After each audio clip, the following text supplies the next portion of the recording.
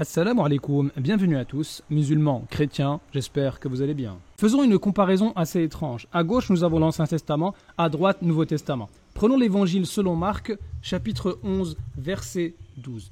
Le lendemain, après qu'ils furent sortis de Béthanie, Jésus eut faim.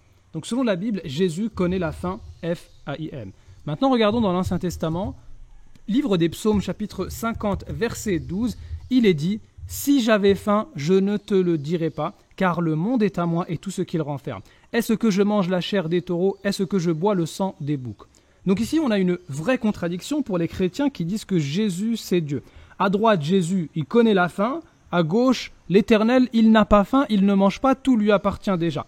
Bien sûr, les chrétiens, ils vont nous dire que Jésus, quand il a faim feinté. Il a fait semblant, c'est l'incarnation, la kénose et ainsi de suite.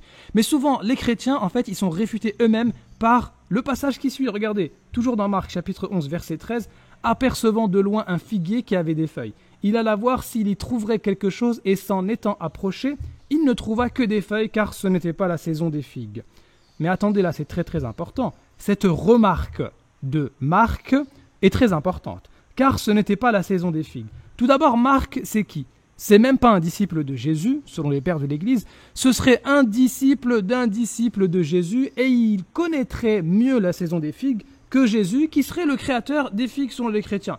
Bon, là, finalement, ok, Jésus, il a feinté d'avoir faim, mais là, Jésus ne connaît pas la fin des figues. Là, c'est absurde, Jésus n'est pas omniscient. Il aurait fait exprès, c'est un peu bizarre. Maintenant, prenons l'Ancien Testament, livre d'Ésaïe, chapitre 40, verset 14. Est-ce que c'est possible que une personne comme Marc connaisse mieux que Jésus? Impossible. Ésaïe 40, 14, avec qui a-t-il délibéré pour en recevoir l'instruction? Regardez ce qu'il est dit à propos de Dieu. Qui lui a appris le sentier? C'est impossible que tu viennes apprendre à Dieu la justice. Qui lui a enseigné la sagesse? C'est de Dieu que vient la sagesse. Et fait connaître le chemin de l'intelligence.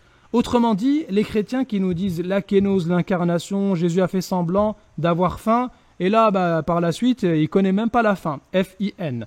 Donc là, c'est une totale contradiction. Et en fait, Jésus, il ignore la fin du figuier, mais il ignore aussi d'autres choses. Toujours dans Marc, chapitre 13, verset 32, il est dit « Pour ce qui est du jour et de l'heure, personne ne le sait, ni les anges dans le ciel, ni le Fils, mais le Père seul. » Autrement dit, Jésus, qui serait le créateur de l'univers, selon les chrétiens, il a oublié c'est quand la fin de l'univers. Tout ça, c'est totalement absurde. Toujours dans Ésaïe à gauche, Ésaïe 41, 23, il est dit « Dites ce qui arrivera plus tard pour que nous sachions si vous êtes des dieux. » Autrement dit, un des critères pour savoir qui est l'Éternel, c'est l'omniscience.